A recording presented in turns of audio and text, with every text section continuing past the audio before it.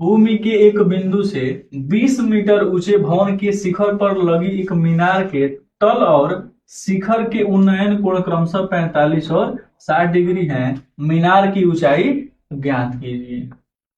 अब देखिए, जैसे किसी किसी के छत पे टावर लगा रहता है ना, बस वैसा ही सवाल है कि भूमि के एक बिंदु से 20 मीटर ऊंचे भवन, कोई एक भवन हो गया ये, इस भवन की ऊंचाई कितना है?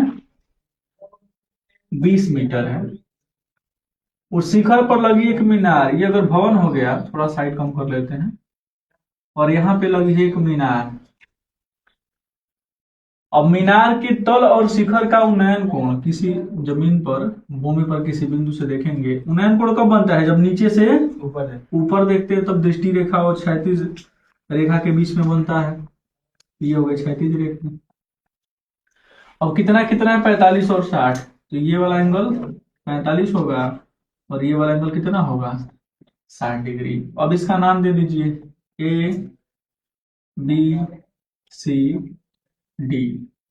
अब मीनार की ऊंचाई हमें निकालना है, तो मान लेते हैं कि माना मीनार की ऊंचाई कितना है?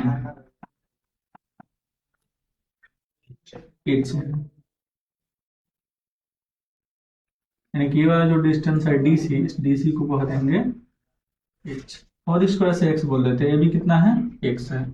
अब दो त्रिभुज लेके चलेंगे। पहले लेके चलते हैं ए सी बी, या ए बी सी भी कह सकते हैं। त्रिभुज ए बी सी में tan थीटा लगाइए, यानी tan थीटा इस छोटे वाले त्रिभुज में tan 45 है, तो tan थीटा बराबर लंब बटा, यानी लंब ये हो गया BC और आधार हो गया AB।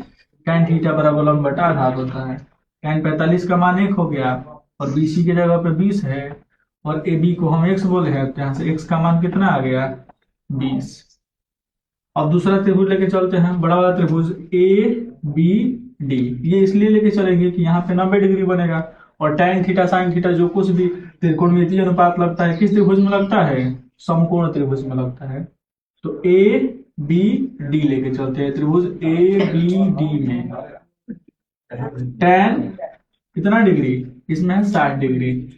तो tan थीटा बराबर लंब, अब लंब पूरा ये हो जाएगा BD, और आधार कितना होगा? तो आधार इसका ये होगा AB। tan 60 का मान रूट में 3 होता है, और BD कितना है? तो BD कहीं ना कहीं BC और CD मिल के बना, यानी ये 20 हो जाएगा प्लस में H, तो हो जाएगा 20 प्लस H। और AB, तो AB की जगह पे X लिख सकते हैं, मल्टीप्लाई कराएंगे तो √3x is equal to 20 plus में H। अब X का वैल्यू रख देंगे यहाँ से, X का मान और रखने पर x का मान कितना है? 20। यहाँ पे √3, ये 20 हो गया, 20 प्लस h। ये 20 जब इधर आएगा तो 20 minus 20 √3 is equal to h हो जाएगा। 20 का मान लेंगे, कितना हो जाएगा? 1 minus √3 is equal to h। अच्छा, यहाँ पे मिस्टेक कर दिया, सॉरी।